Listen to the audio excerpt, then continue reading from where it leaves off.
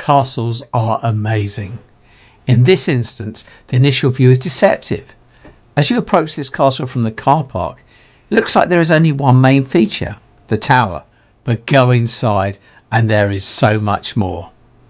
The castle also had extensive connections to Rievaulx Abbey, which is only 3 miles away. This is Helmsley Castle in North Yorkshire.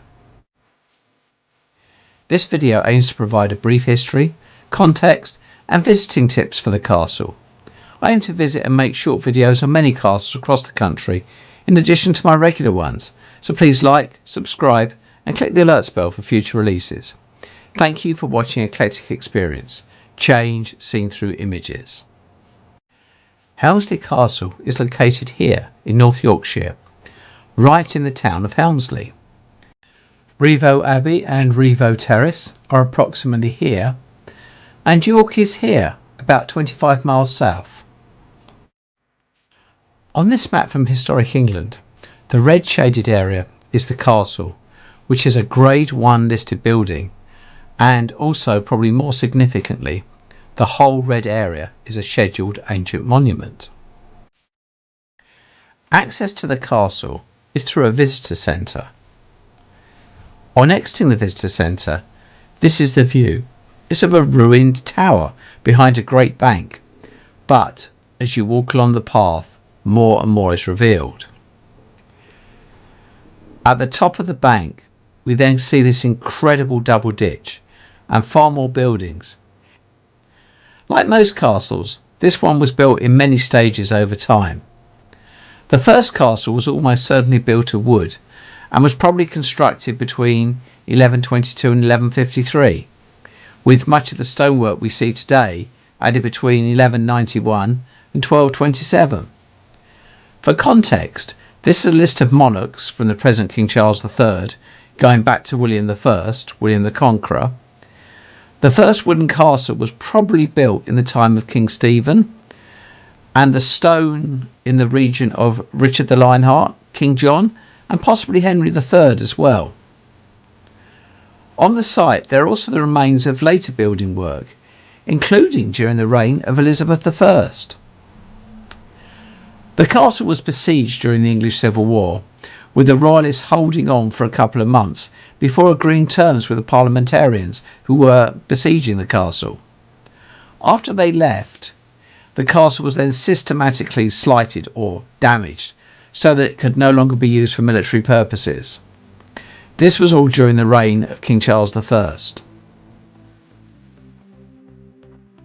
After the Civil War, the Tudor house was still habitable, but slowly fell into disuse and disrepair. Over the following couple of hundred years, the site was used for various purposes, including fetes and historical pageants, but was not used as a house. The site was eventually taken over by the state, the Office for Works, in 1923. Incidentally, that later changed its name to English Heritage, who operate it today. In the 1920s and 30s, significant work was carried out on the site, including digging out the ditches and repairing and stabilising the buildings. There were a huge number of finds, some of which are displayed on site in the Tudor house. To get an idea of just how much change the castle has seen, these are some fascinating pictures from the site and guidebook, showing it at its various stages.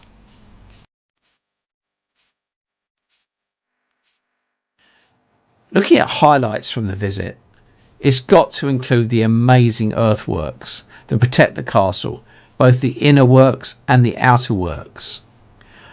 These are really quite astonishing to the depth and height they go to. It's also worth noting that this castle is not a Motte and Bailey one, which was the most common medieval design. There is no mound. This is in complete contrast with York, which we see here. This could also explain why there is such extensive defensive earthworks. The east tower dominates the site and stands out over the town, and this was once a very clear demonstration of the castle's power. Today, the slighted remains are still impressive, and it provides good evidence of how the building has evolved as the roofline has changed. Here is a diagram from the guidebook which clearly shows the change, with the different colours showing the approximate time of the evolution of the building. When I visited, it was raining, so the dry and warm interior of the Tudor block was very much appreciated. Inside, there's also a good display on the English Civil War, showing weapons, armour and the history of the site. There are also a couple of well-preserved basements that are worth seeing. There is this one under the West Tower, and there's also this one that used to be the buttery. Visiting tips. The castle is easiest visited by road, and there is a car park right next to it. It is administered by English Heritage, and there is an admission charge, which does include an audio guide. Good amenities can be found in the centre of Helmsley, next to the castle. As Rievaulx Abbey is only 3 miles away, it's worth combining the visit, and if it's open, Rievaulx Terrace, which incidentally was constructed in 1758 above the Abbey, is also well worth visiting for outstanding views and also its own 2 temples. I really enjoyed visiting all 3 together, and it can comfortably be achieved in one day.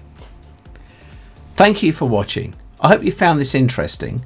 Please like, click the alerts for future releases and subscribe. Brought to you by Eclectic Experience. Change seen through images.